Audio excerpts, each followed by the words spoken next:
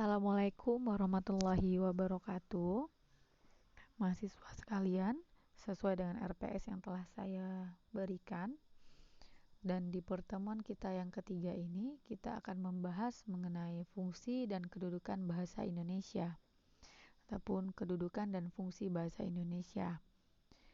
Nah, terlebih dahulu kita perlu mengetahui apa itu yang dimaksudkan dengan kedudukan dan apa yang dimaksudkan dengan fungsi. Jadi kedudukan ini ialah status relatif dari bahasa yang digunakan pada saat berkomunikasi. Bagaimana status daripada bahasa itu. Kemudian yang kedua adalah berkenaan dengan fungsi. Fungsi ini ialah nilai pemakaian bahasa tersebut di dalam kedudukan yang diberikan. Nah, setiap negara itu memiliki bahasa yang digunakan untuk berkomunikasi. Bahasa adalah sebagai alat ataupun media untuk menyampaikan informasi, baik itu informasi secara lisan maupun secara tulisan. Nah, berkenaan dengan kedudukan dan fungsi bahasa Indonesia, kita terfokus kepada bahasa Indonesia. Indonesia itu memiliki beberapa pulau, dan tiap-tiap pulau ini memiliki bahasanya masing-masing. Di antaranya seperti Pulau Sumatera, Pulau Jawa, Pulau Sulawesi, Kalimantan, Maluku, Riau, dan pulau-pulau lainnya. Selain itu, Indonesia terdiri atas berbagai suku ataupun kelompok etnik, baik itu suku Jawa, Batak, Sunda, Madura, Betawi, Minangkabau, Bugis, Melayu, Bali, Dayak, dan lain-lain. Tiap-tiap suku, tiap-tiap pulau, tiap-tiap daerah itu memiliki bahasanya masing-masing. Nah, uniknya adalah bahasa Indonesia ini dijadikan sebagai bahasa yang dapat mempersatukan masing-masing daerah tersebut. Bahasa yang dapat mempersatukan masing-masing suku tersebut.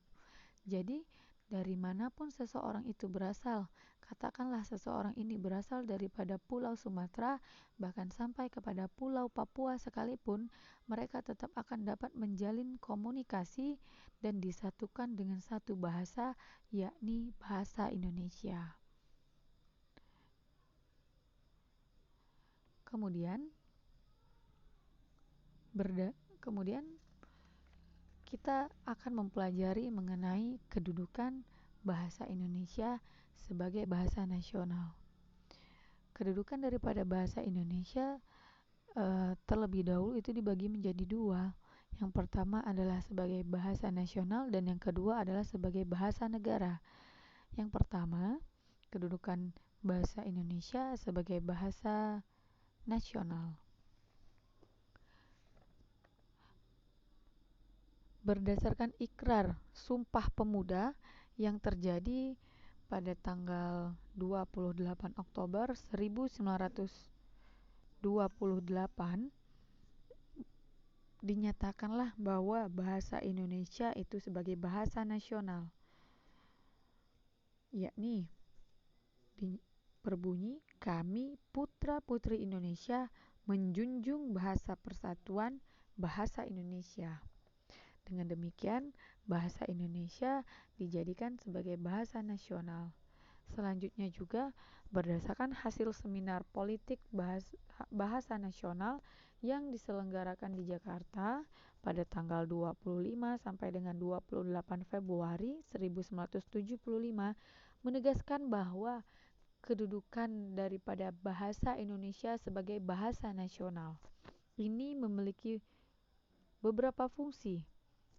Di antaranya yakni yang pertama adalah fungsi kedudukan daripada bahasa Indonesia sebagai lambang kebanggaan nasional.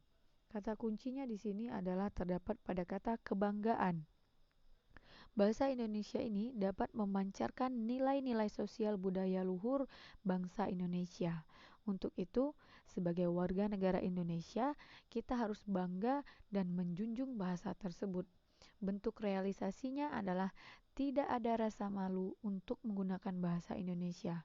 Tidak ada rasa acuh tak acuh apalagi berpikiran bahwa bahasa lain itu lebih penting dibandingkan dengan bahasa Indonesia.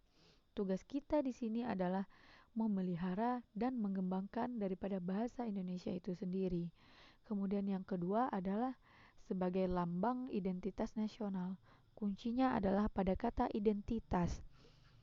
Artinya, ketika kita menggunakan bahasa Indonesia, orang-orang akan tahu siapa kita, bagaimana sifat dan watak kita sebagai bahasa Indonesia. Contohnya, masyarakat Indonesia dikenal sebagai masyarakat ataupun orang-orang yang ramah. Itu tergambar dari mana? Tentunya dari bahasa yang digunakan. Contohnya adalah masyarakat Indonesia ini suka menyapa. Masyarakat Indonesia ini suka berbahasa basi. Hal-hal yang seperti ini harus kita jaga bersama dan jangan sampai bahasa Indonesia tidak dapat menunjukkan gambaran bangsa Indonesia yang sebenarnya. Yang ketiga, sebagai alat pemersatu berbagai masyarakat dengan latar belakang sosial dan budaya yang berbeda.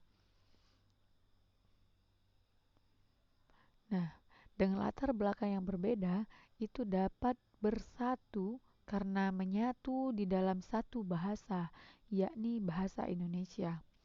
Dengan menggunakan bahasa Indonesia, cita-cita dan rasa nasib yang sama itu dapat menyatukan sehingga tidak ada rasa bersaing antar suku. Sekalipun tiap-tiap daerah itu memiliki bahasa daerahnya masing-masing, namun hal ini dapat memperkaya khasanah bahasa Indonesia. Selanjutnya yang keempat adalah sebagai alat penghubung antar daerah dan antar budaya. Dapat dibayangkan ketika kita yang berasal dari suku Jawa kemudian berkomunikasi dengan lawan bicara yang berasal dari suku Batak. Tentunya ini merupakan sangat bertolak belakang sekali. Nah, masing-masing daerah, masing-masing suku ini menggunakan bahasa daerahnya masing-masing. Pastinya, apabila ini terjadi, komunikasi ini tidak akan dapat terjalin dan akan memiliki kendala yang besar. Untuk itu, dengan bahasa Indonesia sebagai alat penghubung inilah semuanya dapat terjalin dan terjadi di dalam segala aspek kehidupan. Selanjutnya, kedudukan bahasa Indonesia sebagai bahasa negara.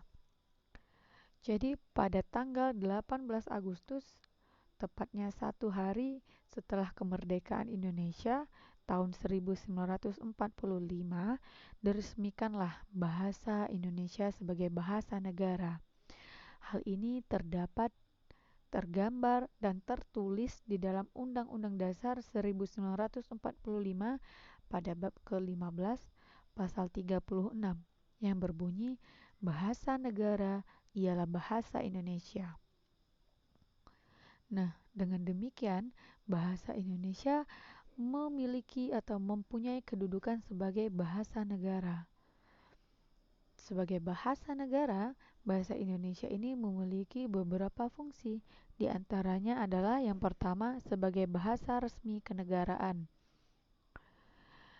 Maksudnya di sini adalah pemakaian daripada bahasa Indonesia sebagai bahasa pengantar dalam berkomunikasi tentunya terjadi di dalam situasi ataupun keadaan resmi.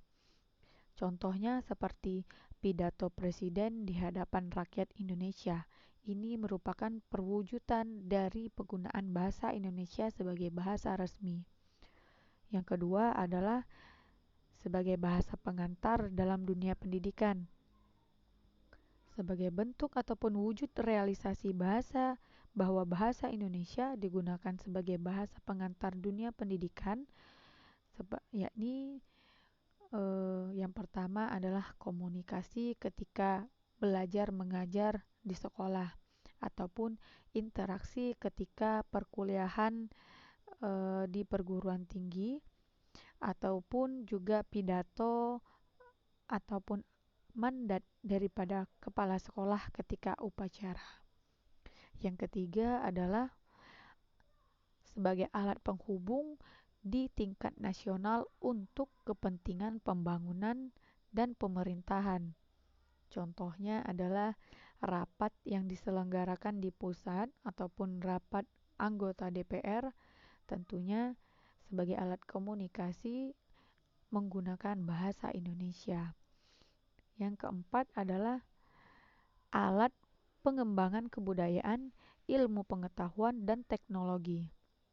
Dapat kita lihat pada buku-buku yang sering kita jumpai ataupun yang sering kita baca, tentunya buku-buku ini berkaitan dengan pendidikan ataupun pengetahuan. Pada buku-buku tersebut sudah pasti menggunakan bahasa Indonesia sebagai wujud ataupun realisasi dari fungsi bahasa Indonesia sebagai alat pengembangan ilmu pengetahuan.